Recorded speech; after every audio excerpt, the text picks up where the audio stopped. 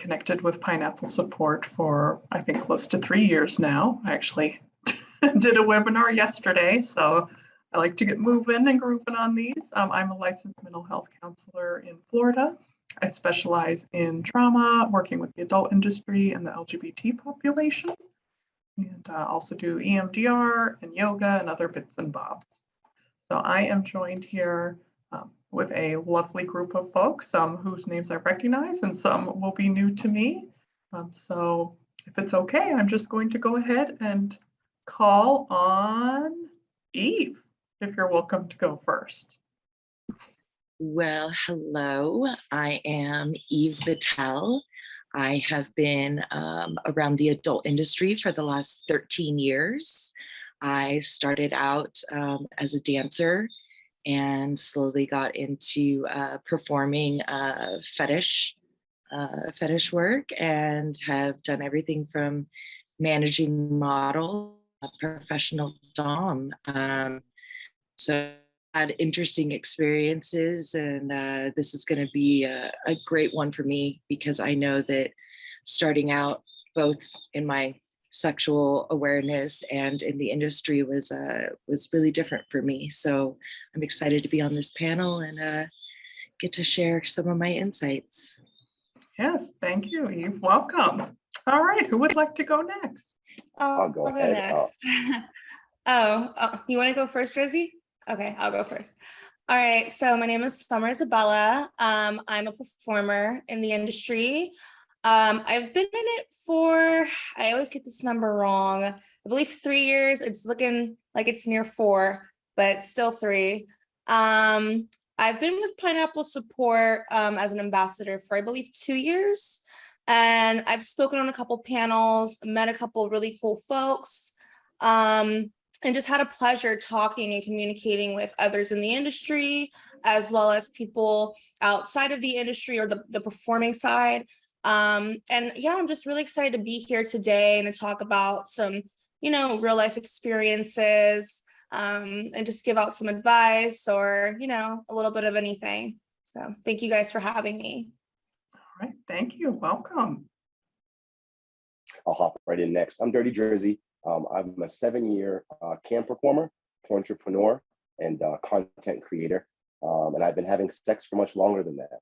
So I do think that there's an interesting connection to be made between mental health and sex that's overlooked. So I was really excited when I saw this topic, and even more excited when I saw the panel, Sommer and Prince, who I've had a chance to work with before and meet before, and some of the new folks that I'm excited to see what we all have to say. All right, thank you. And that leaves Prince. Bonjour everyone. So I am based from the UK. Well, I'm sure some of you will have seen me in Miami, LA, Vegas, probably giving people lap dances at clubs. I started off as a male model. So I started off in fashion, believe it or not. So I was signed to a modeling agency called VMA. And I wouldn't even go with my buttons open because I considered it porn, but here we are a few years later. So I now now I'm a performer, I do mainstream, I also do content creation, occasionally camming if I have somebody to cam with who basically just feeds me on cam because I get bored. And yeah, I'm excited to be part of this panel. So thank you for having me. All right. Okay, so we're all set up and acquainted.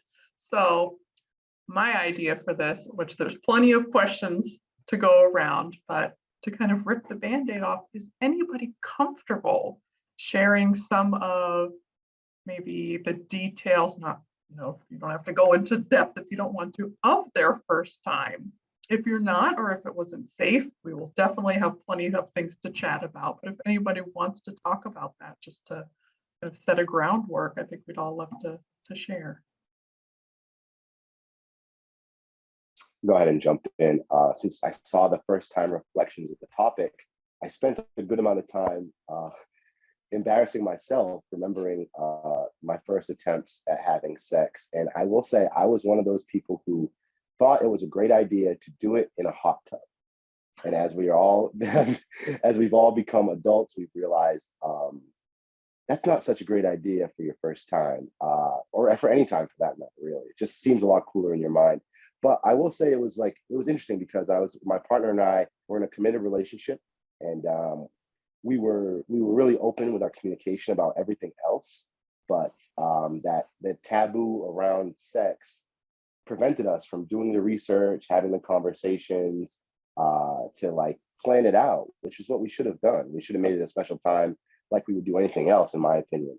And instead, we kind of just tried to slip into it when it kind of felt right, and literally. And, you know, just from a physical standpoint, that wasn't great. And then what that can create is an anxiety around sex when it doesn't go well, particularly as a male. We have a responsibility to perform in that regard. And sometimes mentally, if you don't have the confidence, it can become an issue. So I'd say that was like a really eye-opening experience for me. Okay, thank you for sharing. Yes, I think we're bound to touch on lots of awkwardness and things that we thought would be awesome. Maybe you fell a little bit short. So, thank you for sharing. Randy. I'll go next. So to bounce off of what Drizzy said, he made a really good point about the confidence and everything.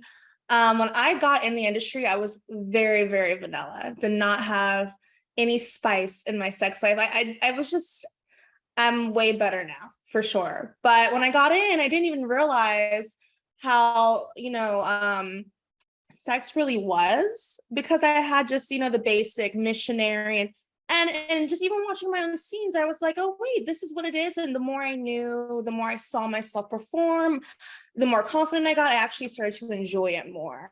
And I remember when I first started having sex, I would look at porn and I was like, that girl's so hot. Like, because where else do you kind of learn how to do that stuff? You look at porn usually. So of course, back then, looking back, I'm like, I would have never been able to do like reverse cowgirl or anything like that. But, now it's just like, yeah, it's something about not being confident that I think steals the joy of sex. Sex is a fun activity. It's exercise, it's bonding, it's whatever you want it to be. But, you have to get to that point. So yeah, the first time I had sex, I remember, I think I was like with my longtime boyfriend, and it was like, so I expected one thing, and looking back, I'm like, it was just sex. I mean, it's your virginity. It was just sex. It's, just things change when you get in porn, but even when you learn about it as a whole, people kind of maybe think it's for pleasure, but I've learned to use it for other things. It's definitely boosted my self-esteem 100%, not even with the cameras involved. Just knowing what I'm doing and all that, it's definitely helps. I think porn for that, for sure. Definitely. Right. Yeah, thank you for sharing. Oh, Yves, yeah, go ahead. Can you hear me? Yes, it's a little on and off, but it's okay right now.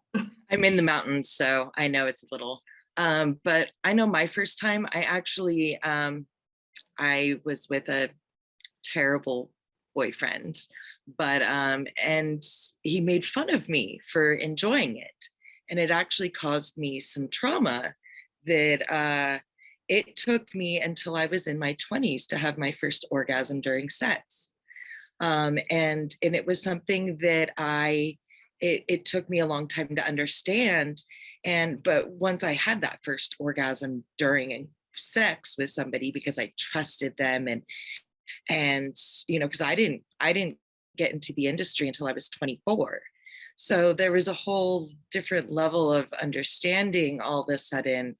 And again, crediting the industry, like Sommer did, of kind of having a better understanding of self and the connection of what had happened then and why I was disconnected from my sexual self, and getting to kind of take that pleasure back was fantastic. But it took me a long time to understand why and what that connection was to why that happened. So being in a place where I could take my power back kind of and my pleasure back was really amazing for me. being a part of this industry that allowed me to control my pleasure again.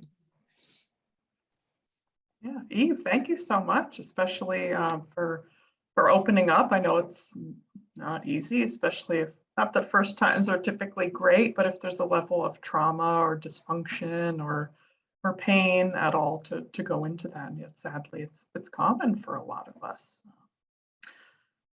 Prince, are you open to sharing? Yeah. So I will set the scene. So at this point, I was not in the industry my first time. Well, I don't even know why I led with that. Let's rewind again. So I'm not in the industry. I'm working my civilian job. I get a call from a friend. We'll call him Uncle Richard. He is a 72-year-old retired man who has literally nothing to do because he's bored all the time. So he says, I'm bored, I want to go on holiday. I said, oh, okay, as a joke, I was like, okay, book it. So he calls back in 10 minutes. He was like, yeah, I booked us. We're going to Portugal. I said, I have a job. I have responsibilities, but I had to book the time off. So imagine a 72-year-old white man with no hair, glasses, a big tourist map, a checkered shirt, and brown shorts, like a tourist you see on TV. That's Uncle Richard. And then you have me. So there's a complete mismatch there. Anyway, he booked us at this really nice villa in Albufeira. We were arguing half the time. So on the Saturday night, I decided that I was going to go out. So I'm out on the strip. A group of drunk guys assumed that I was a singer or a rapper. I want to say Labyrinth. So they just started buying me drinks and buying me food. I'm in a place called Matt's Bar. So I was like, well, if you're buying me free food, who am I to burst your fantasy? So I went along with it, right? Signed a couple of autographs, took some selfie with these civilians. Cool. So it's now about 11:30 and I'm walking along the strip and I'm like, well, Saturday, I'm in Portugal, what am I going to do? I ended up going to a club. I would say, if you've ever seen me walking around an X-Biz or anything like that, I look aesthetically a little bit different, probably in terms of my dress sense. So I stood out like a sore thumb. The second I walked into this club, I could see like people were turning. So a whole group of people tried to speak to me, but often were speaking Portuguese. And at that point, I couldn't be bothered to try to translate things. But yeah, one lady sat down next to me. She bought me a pizza. And generally, what I learned is that I will have sex with food. I'm kidding. Like I'm not kidding. I'm being serious. She bought me a pizza, so we had a conversation, and then she literally just took me upstairs, and that was that. I think for the first time, I was very, very nervous. But I mean, she bought me a pizza, so I was never going to say no. But communication, I learned through more interactions that communication tends to be an issue, especially when it comes to sexual encounters and activity. Couples, I mean, people who are in relationships literally don't speak to each other about boundaries, don't speak about what the other person likes. And I think we tend to look at things from a very heteronormative lens, especially as men. We tend to center ourselves and we don't tend to look at the other person, their needs, their desires. So definitely when I sort of, bear in mind, from this point of basically just being given a pizza and going upstairs, I then joined the industry like 5 months later. So I was not joking about the food thing. And funny enough, that's how I actually ended up on my first shoot. But that's a separate story. But yeah, I learned that communication is definitely very important.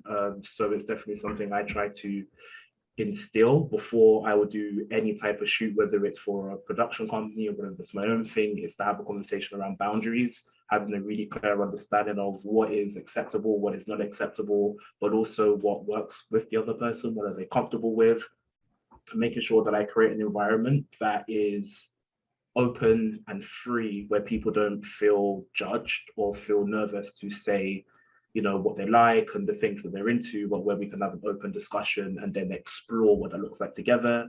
As men, we tend to center penetration as sex, and that's sort of the world that we see. So having to redefine and reorient the way in which I saw sex and saw myself, I'd say that was quite transformative. Sometimes I'll even have some of my fans who will ask me questions about, hey, how did you do that? And I'm just open to them and say, look, we had a conversation. Like literally, that's it, we had a conversation. but how did we had a conversation.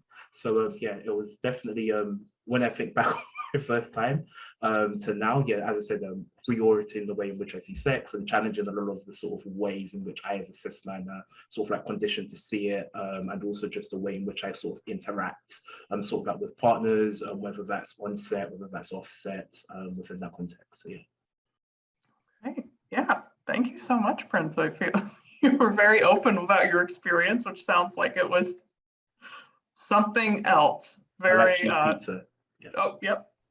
Cheese pizza. You never know how things are gonna end up in life. But I see the theme between everyone is that, everyone's first time taught them something about themselves, what they like, don't like, what works for their body, what doesn't work, what they want more or less of, or what they're just not interested in anymore, and just how to kind of reclaim things and make improvements from then on to feel a little more empowered in self. And thank you also, Prince. That leads right into my next question is, I'm not sure exactly how to ask this, but I kind of wanted to cover and ask thoughts from everyone about what we consider as a society as a first time. There is a lot of focus on it's some sort of like heteronormative situation, it's penetrative, it's only that. I mean, you can even hear people talk about it. They're like, well, I did this first, but then I didn't really have sex until blank. And it's like, can be a bit mystifying because we're still kind of fixated on this set standard that really doesn't fit for anybody, honestly, regardless of gender identity, orientation. We all have different experiences. Does anyone have any thoughts on how that's been centered or if that affected your way of thinking about your first time or others? Yeah, go ahead, Eve. Well, I know I was in the crowd that lost my virginity by doing anal first, because it was so ingrained in me that penetration of the penis to the vagina is losing your virginity, is your first time, is, especially I was raised in a religious household, very conservative. And so you don't get pregnant, you don't, have intercourse before marriage. And it was so drilled in, but that was the only thing really drilled in. So nothing else was really discussed. And so I fully thought, well, there's other things. And it was just so left up to some teenager's brain.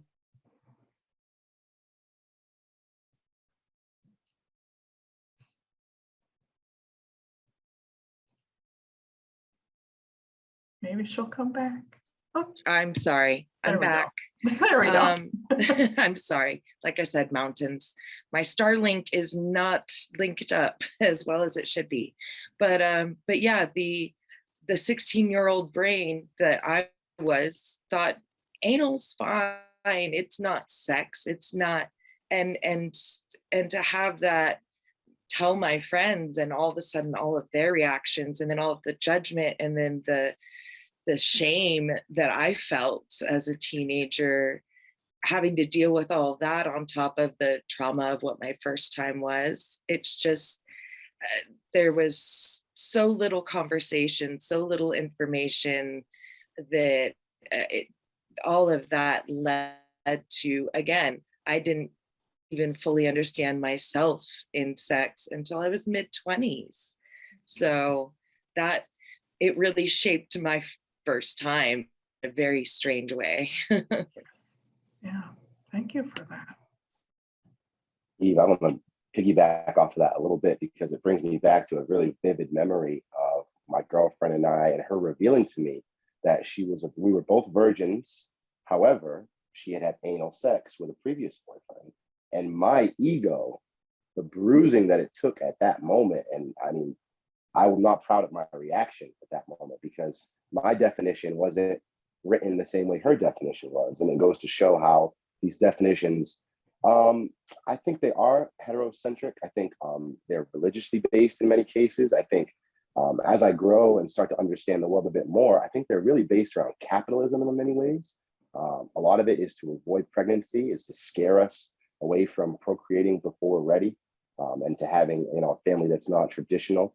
So I always defined losing your virginity, having sex for the first time, as penis vaginal penetration. That was it for me. And to hear that my girlfriend had tried to work within that system and to kind of skirt around that system, she had had anal sex with the previous partner. It blew my mind. I didn't understand it. My teenage mind at that time, I wasn't ready for it.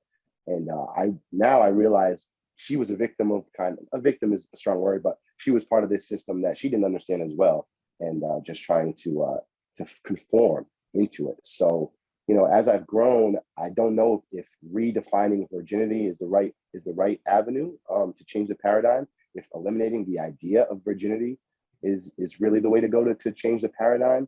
But I do think we need to, you know, move away from being motivated by money and some of these religious bases, especially as an American. I can definitely speak to that. It does need to change.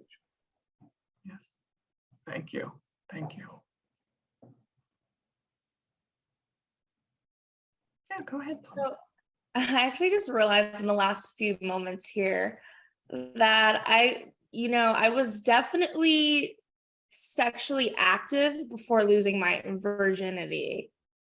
And I'm just like, wait, like, because I remember there were things I've done by myself with girls before I lost that V card, you know, and I'm like, you know, I'm kind of looking back at like, wait, like I'm almost having to tell myself, or I don't even know, I kind of feel weird because I watched a lot of TV, and with the heterosexual, I don't want to call it an agenda, but the way they push that, it's crazy because a lot of us think that that's what signifies, how should I put it? Like, that's our first time. It has to be penis, vagina. And it really doesn't have to be. I mean, it's way more, what's the word? It's way more detailed than that. Or someone help me out. What's a good word for just, Complex? it's deeper than complex. Thank you, complex. Exactly. It's like, you know, it's not just that one way, because even I forgot, I was kissing girls way before I actually had sex. So, you know, but it's almost like I forgot that because I'm so used to that conditioning, I guess I could say. So yeah, definitely an aha moment for me over here. The wheels are turning. It's always good to reflect. Thank you for sharing that you are reflecting currently. I feel like people watching will get a lot out of knowing that we all come to insights at all different times, you know, every time we look over something. Prince, any thoughts? Yeah, echo some similar sentiments in that we're definitely given an idea of what the first time should look like. And really, when we're looking at heteronormativity, you can take everything out and just look at the word normal, default. So by default, this is how we see these interactions. And on the darker side, fortunately, many people then don't realize when they're the victim of abuse, because they have an idea of what they think that looks like and don't realize when they're in situations that are actually quite bad and damaging.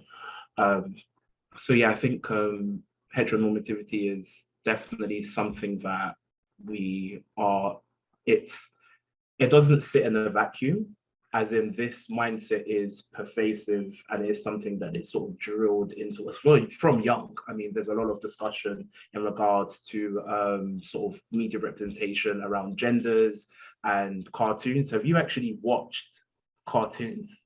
Have you watched Disney films? Have you seen some of the stuff that Cinderella was going through? I'm looking at this now and I'm thinking, this is actually quite messed up, but your values, your cultural values are being trained into you that, you know, it looks like this is how it looks like this is how it is, this is how the interactions is, this stuff is okay. And then when you're in the process of trying to unlearn, you realize that actually a lot of people lost, you could say, or had sex before they realized they did. I was definitely one of those people. I was a nerd as a kid, and then I went through a bit of a phase where I was let's say a little bit bad, but that was more earning my street cred. It wasn't anything to do with sexual interactions. So I'd done a few kisses, but I actually hadn't done anything really, I hadn't done anything beyond that until I was 25. But yeah. Okay. Yeah, thank you for everyone sharing it. It's making me think about how much, things are normalized that are not normal, don't need to be normal. Yeah, Eve, did you want to add something?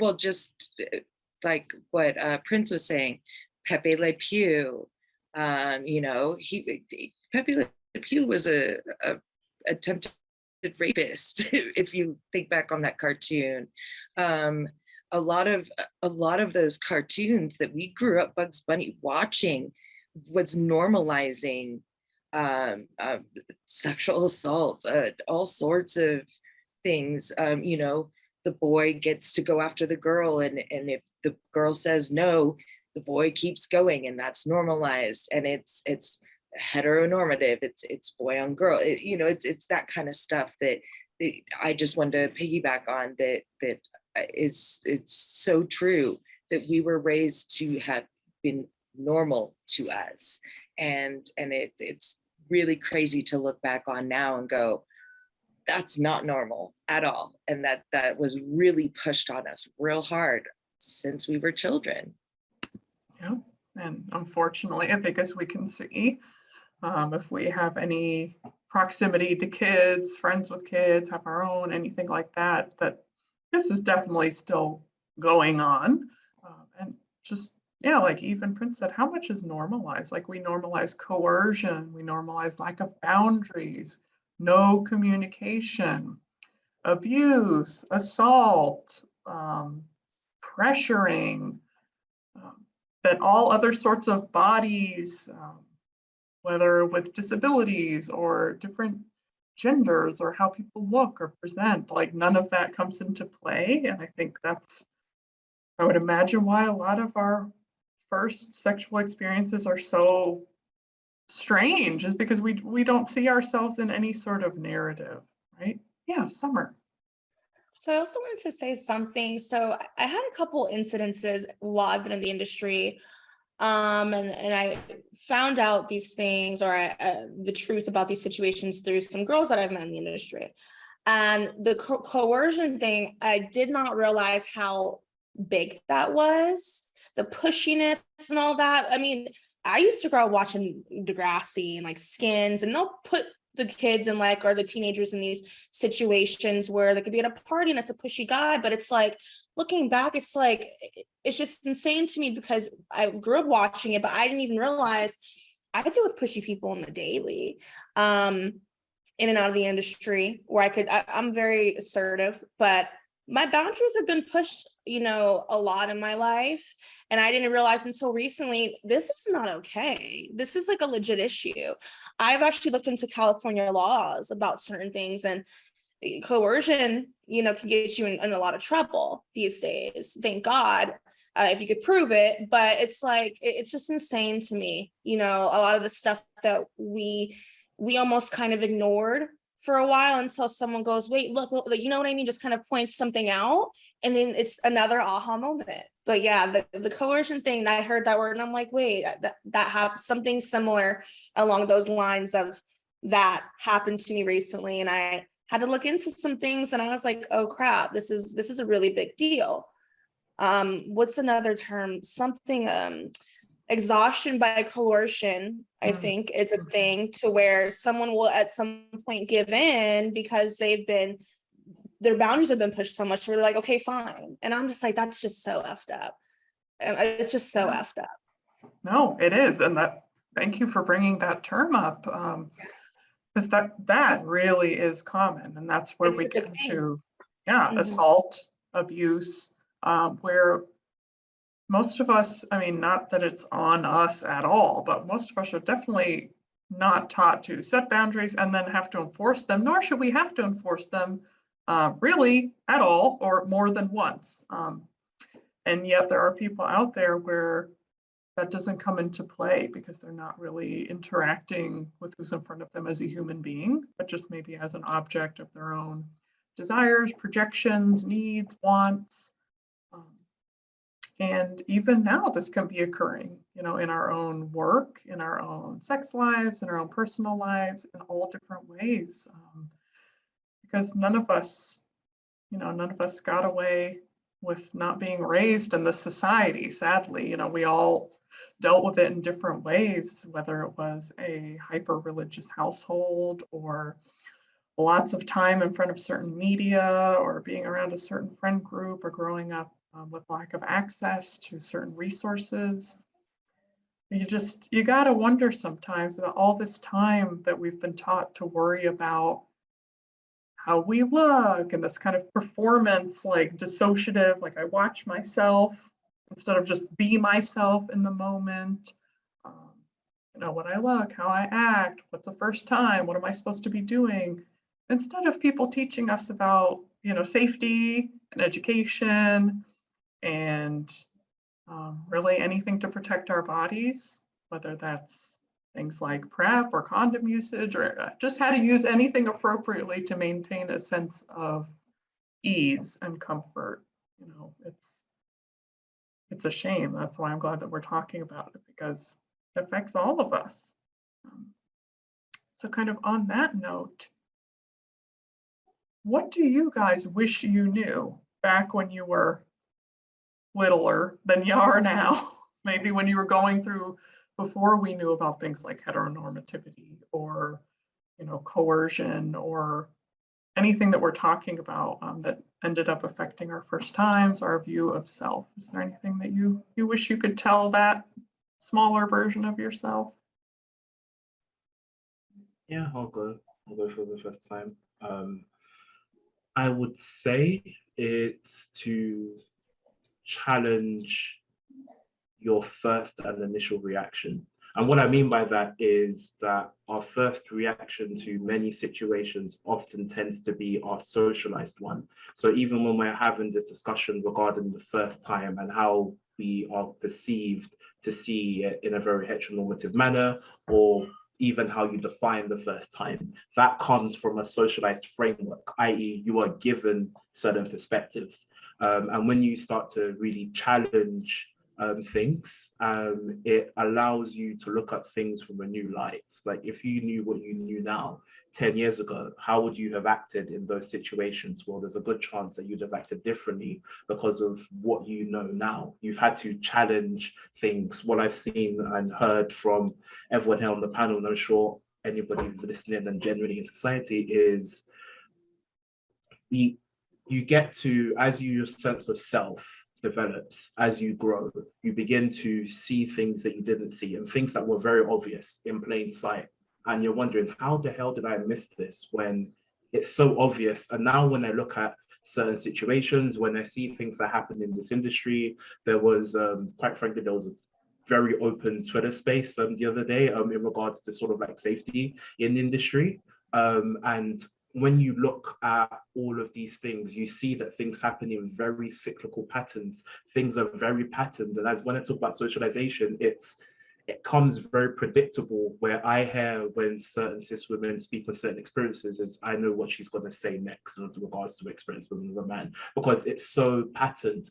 But so when you start to challenge how you think, you begin to see how you're affected by this without even realizing it.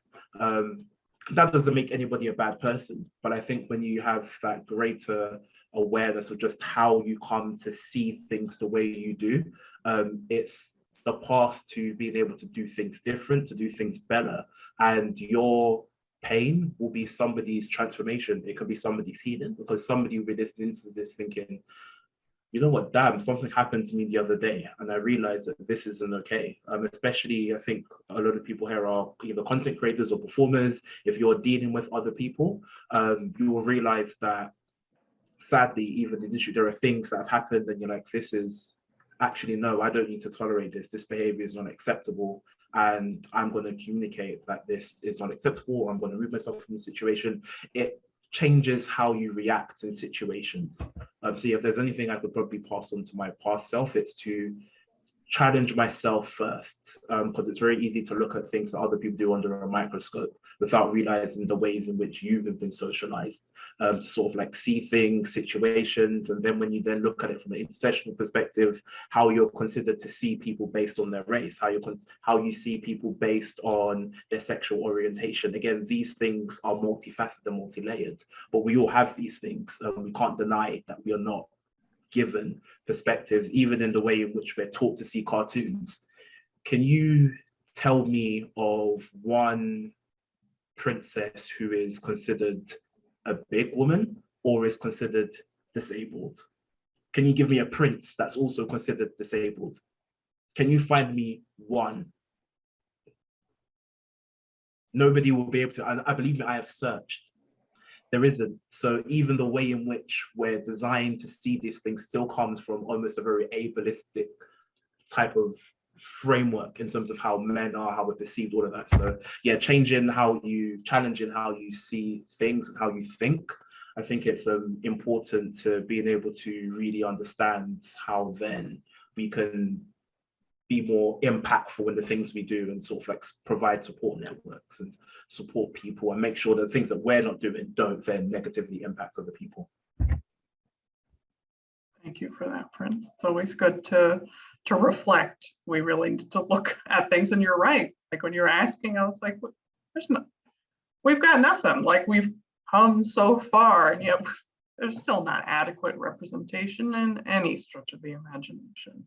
And it's sometimes, I dare say this, and even sometimes if it is, it's commodified or it's done to win over a population or to get money, not as an authentic representation of an actual group of people. And I think it's interesting and telling that we all discussed our first time reflections and they were based around the sexual act. And it brought me back to something I reflect upon in a moment of really that I was privileged to have. I got caught with porn. I'm sure many of us have gotten caught by our parents with porn. And the reaction to that can be so formative. I was really lucky that my mom took the minute out of her day to be uncomfortable, to step out of her comfort zone and explain that what I saw, the images that I was into, are only a percentage of what sex is about. And they're a small percentage, and the intimacy and the communication is what's going to be important in my future sex life. So that was, a moment for me that I'm super privileged to have. I know a lot of folks don't.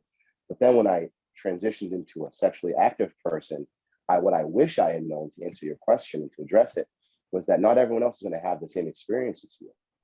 So many of the panelists have discussed traumas included, in their history. And I know some of my sexual partners had deep trauma that we later revealed. But, revealing it and discussing it is really separate from figuring how to get past it together as a couple.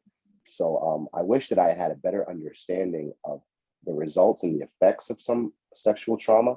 And because what happened in my situation is I internalized their trauma as my failure in a lot of ways. So you're in that first time, you gotta make the girl come, you know how it goes. You gotta have sex till they come. And that's not necessarily gonna happen. It's not always the same, as we know. So having that information coupled with the information that I was given would have given me kind of a more complete perspective, I think, about what sex could be for both of us.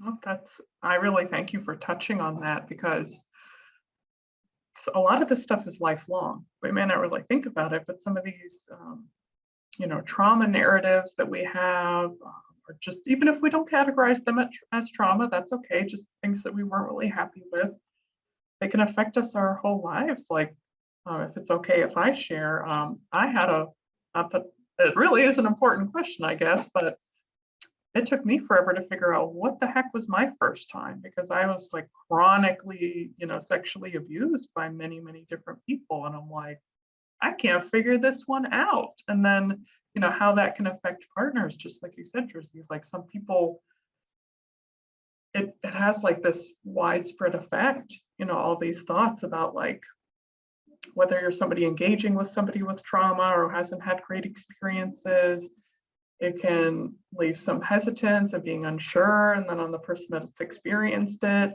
also, so there's lots of confusion. I think that puts on spotlights back to what Prince said, which is conversation.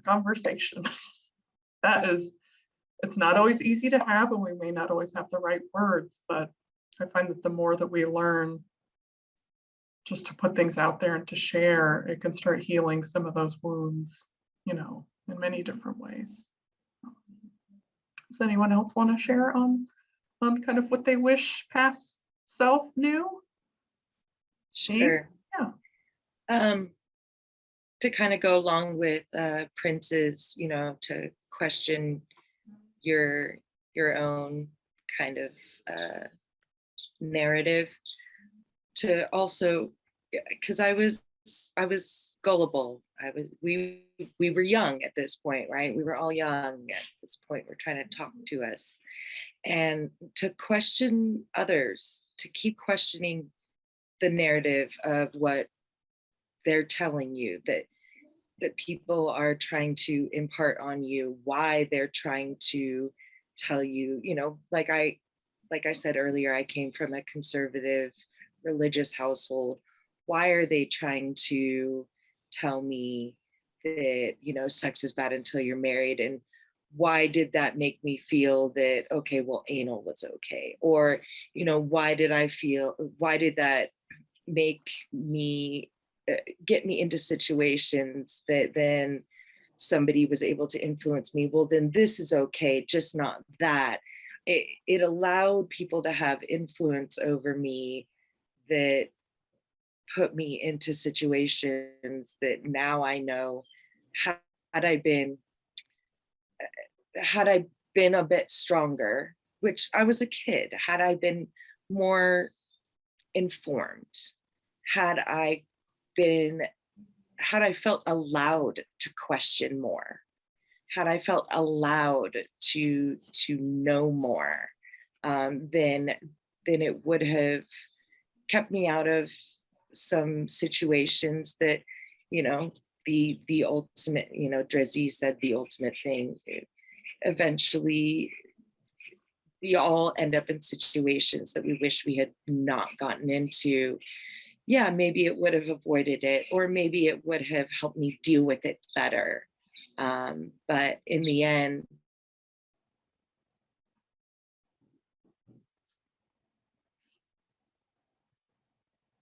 Darn.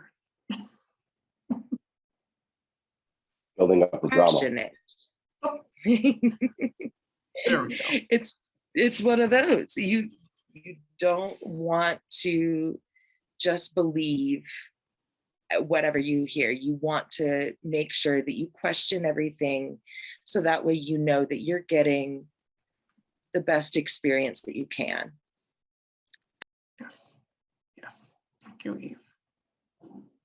Yeah, Summer. So I wanted to make another comment. So Prince had brought up a Twitter space that was pretty popular a couple of days ago about predators in the industry and unsafe people to avoid. I had spoken in the I almost called it a panel, in the space as well, about an experience that I had that day. And a bunch of people were coming forward and saying, like, you know, same here. Communication is so important. And, you know, when we're younger, we don't really get that, you know, until it's like literally the definition of like, you live and you learn. It's like, what can we do? We're kids. It's like, we don't know any better. But there are people who, and I don't know the details of you guys' situations in terms of like the age of the people that put you through these traumas. Is it Eve or Rachel? I'm sorry, I'm trying to talk. Okay, Eve. Sorry, I see the names up here. I'm so sorry. I'm like looking at the chat. So I just feel like, for instance, with the you said if I knew you, how would you know? You know, and I feel like there's points where it's like we can't even blame ourselves now. That's why there's so many aha moments for me, because I'm like, wait, how could I have known? it literally wasn't even fucking possible. So, you know, it's like we have to kind of like talking to our younger selves. let ourselves know it's okay. And we got to be real. There's some people out here that just are fucked up and they know better. And, you know, it is what it is. Moving forward, what can we do to fix us? But yeah, it's insane how much communication can change everything. And backing off of that comment as well, it's like sex is not just penetration, it's communication. If a lot of things were communicated, there wouldn't be hopefully as many bad times being had. But you know, you live and you learn. You know, you can't really beat yourself up about these things, you know, and that's a lot of my anxiety in the industry has come from like, oh damn, I wish I didn't do that. Nothing I can't go back and change it. It is what it is. I have to have that mentality. But with things like this, it's just so important for us to have these spaces that we can talk in. I'm so elated to be in these spaces where we're all just communicating. And I was on that Twitter space chat group for 6 hours just listening and going, oh my God, it happened to her. And my DMs, they were locked and I had went through my requests and people were messaging me. Like regular people saying, oh my God, I heard about this. And I'm like, oh, like mind was blown. But that's why I'm just so glad that we have just these spaces these days to where there's people who want to see the change and they're talking, they're doing what they need to do. And I'm just super glad that these talks are starting to be had, because again, there's going to be kids born into this world every day. People are going to have their first times every day. And it's like, well, what can we do with these platforms? Have talks like this, you know, say whistleblow, I guess we could say, to protect, because it's insane in this industry. There are some people who take advantage, you know, unfortunately. There's people everywhere that take advantage, but these spaces are just great to just raise awareness for all types of stuff, you know, and especially when it comes to things like this. People look at our industry for these almost answers for their first time. So I'm just so glad that we have spaces like this, because this was out there growing up. Like I was into just reading a bunch of like articles and stuff. I probably would have stumbled across pineapple support somehow, you know, maybe looked for an instructional video, because, you know, what I watched back then, I was dreaming big. I was dreaming big. Thank you so much, Sommer. What a beautiful way to kind of start, you know, wrapping up with some of these last thoughts. Is that, yeah, not to be a shady therapist, but kind of why I asked that question, in hopes that you all could reflect and people watching could reflect on, yeah, we may have liked things to be different, but we were kids, we were adolescents, we were young adults. The onus was never on us. And I find that most of the things that you all were sharing, myself included, were things that people could have given us had they felt comfortable to do so, had they had the access. I mean, we could easily get into generational trauma and all that real quickly if we start getting into what people teach their kids and what gets passed down. But, you know, I always like to share with my clients that shame thrives in the darkness. It really does. We may not like, and there's nothing about liking what's happened to us if it's not been okay, but just saying that it is a piece of the story. So if somebody were to challenge us and be like, well, this happened to you, or you know, you're this or you're that, okay. That's what I teach my clients to do. Okay, and kind of like, I'm not going to have you push me into submission of that's not okay, that that's a part of my story, or I'm not okay because of it, or I'm less than or different in a bad way. When we reject shaming, even if inside we feel a little or like not super empowered, when we reject people trying to push us back into the darkness, I think that's where we can let our confidence grow, and, you know, our self-respect. And, you know, shame is not a motivator. I'm sure we all know that, but it does not motivate us to do anything except be unkind to ourselves. So kind of like Sommer was also touching on, it's what can we do with our platform? What can we do as a fellow human? It's going to look different for all of us. Some of us have different connections, different comfort levels, different safety levels.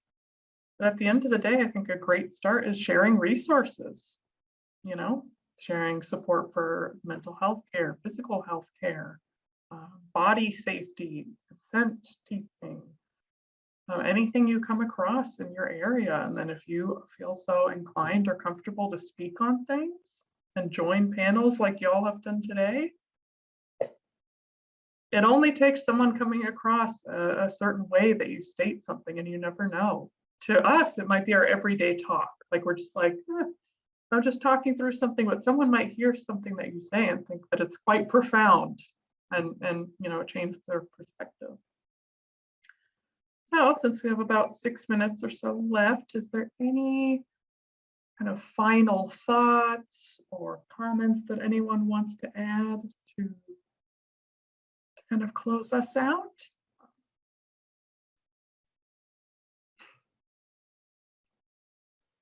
I feel like Sommer I'll come does, in. or no, I'll come Kelly in does. quickly. Okay. I just want to say, guys, thank you so much for being so open and honest and allowing us to get involved and know a bit about your backgrounds.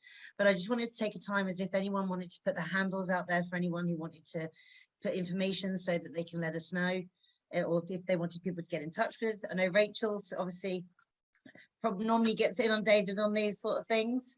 But if you, Rachel, if you want to guide us through and everybody can say where they can find information. Okay, yeah, so I would say feel free to go in the chat. Everyone, if there's a way that you would prefer to be contacted, I'll go ahead. I'll put my Twitter. I don't really use it a lot, but it's there, and I use it mostly for industry connections. So if you need anything, of course, if you need something more clinical, or you're looking for you know, deeper or different types of support or more consistent support, definitely reach out to Pineapple, and they'll get in contact with me. So yeah, if anyone wants to shout themselves out or put anything out there, of course, no pressure. I say Sommer has. Okay, good. Now I know a bunch of people to follow now. Yeah. On my piddly account of 11 followers. It's a way for Yeah. us to all stay connected, though.